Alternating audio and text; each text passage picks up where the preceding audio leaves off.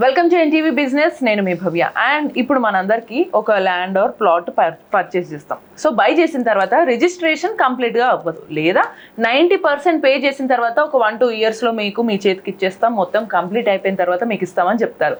Okay అని నమ్ముతారు ఎప్పటి నుంచో. బట్ కొన్నిసార్లు అక్కడే మనకి బెడిసి కొడుతుంది. సో ఈ డీటెయిల్స్ అన్ని తెలుసుకోవడానికి ఇప్పుడు మన ముందు realtor oxygen founder and CEO Nandi Rameshwar Rao గారు ఉన్నారు. అడిగి తెలుసుకుందాం.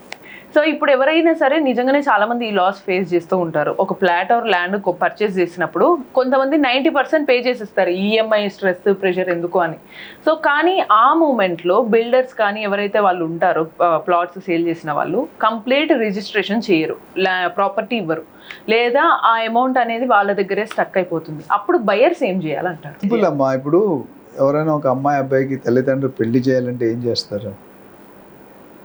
అబ్బాయికి తాగుతాడా, గర్ల్ ఫ్రెండ్ ఉందా, సిగరెట్ తాగుతాడా, అలవాట్లు ఏంటి, ఫ్రెండ్స్ చెక్ చేస్తారు.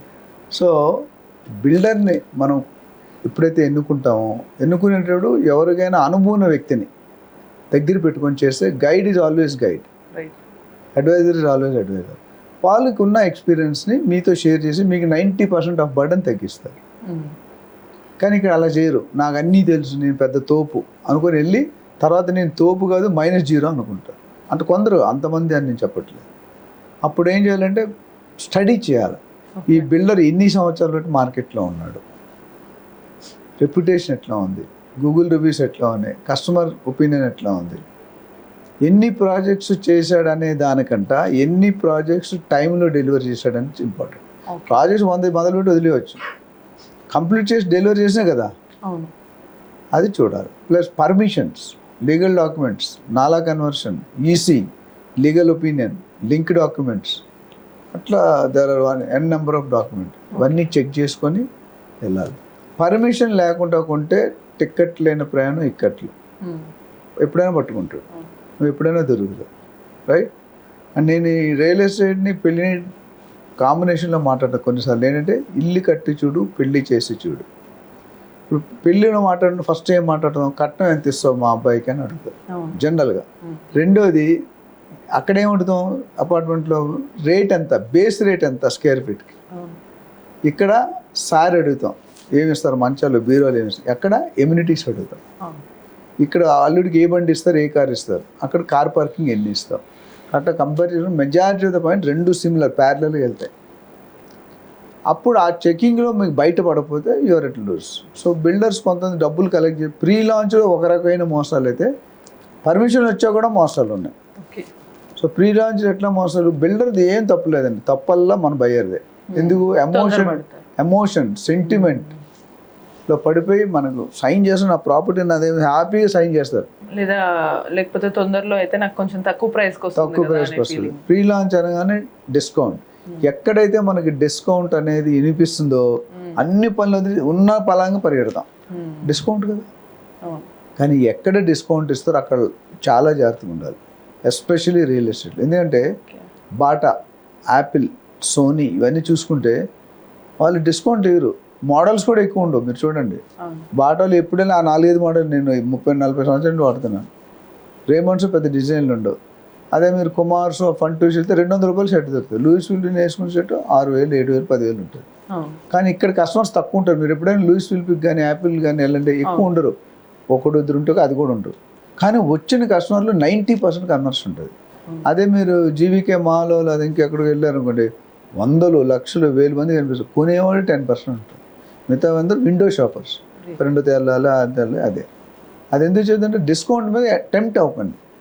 ఎక్కడ డిస్కౌంట్ ఉందో అక్కడ చీటింగ్ పుష్కలంగా జరుగుతుంది.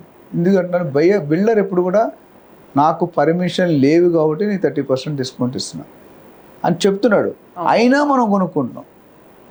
So it's our fault. లంచం తీసుకునేవాడు తప్పు కాదు, లంచం ఇచ్చేవాడు తప్పు, అవునా?